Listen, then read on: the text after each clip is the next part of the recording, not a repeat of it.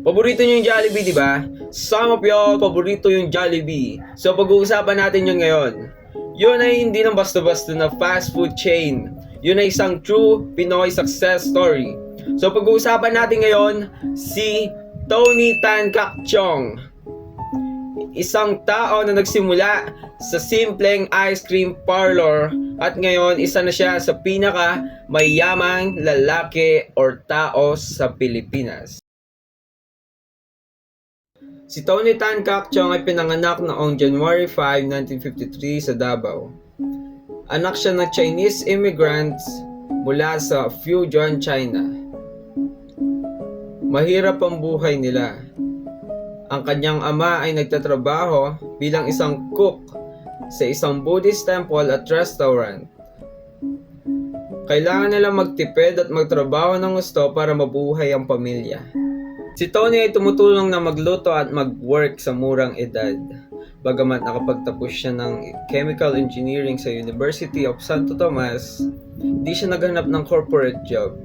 Instead, noong 1975, gamit yung ipon ng kanyang buong pamilya, nagtayo siya ng 2 Magnolia Ice Cream Parlor sa Quiapo at Cubao. Sinama niya ang kanyang asawa na si Grace at kanyang buong pamilya.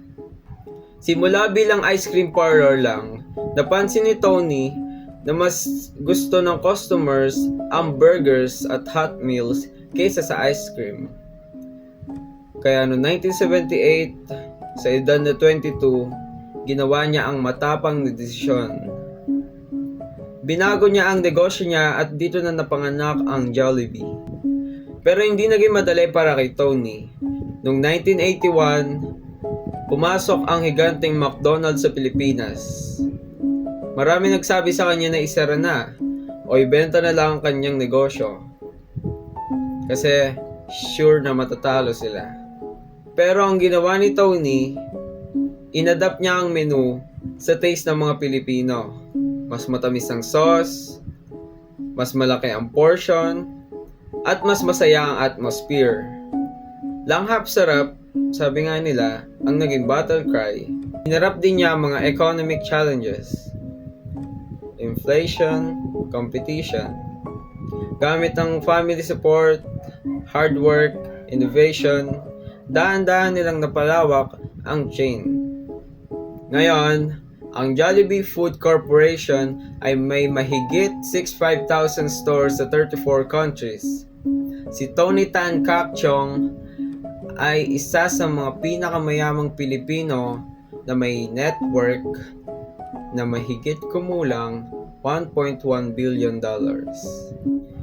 Hindi lang pera ang nakuha niya, nagbigay din siya ng libo-libong trabaho sa Pilipinas at abroad. Naging inspirasyon siya sa maraming entrepreneurs at patuloy pa rin na pag-expand nila sa pamamagitan ng acquisitions tulad ng Greenwich at iba pa. Kaya mga kababayan, ang kwento ni Tony Tan Kak Chong ay hindi tungkol sa pera. Tungkol ito sa tiyaga, family support, at paniniwala sa sariling kakayahan. Kaya kung may pangarap ka, kahit gaano kahirap man ito sa simula, kaya mong umangat. Alright boys!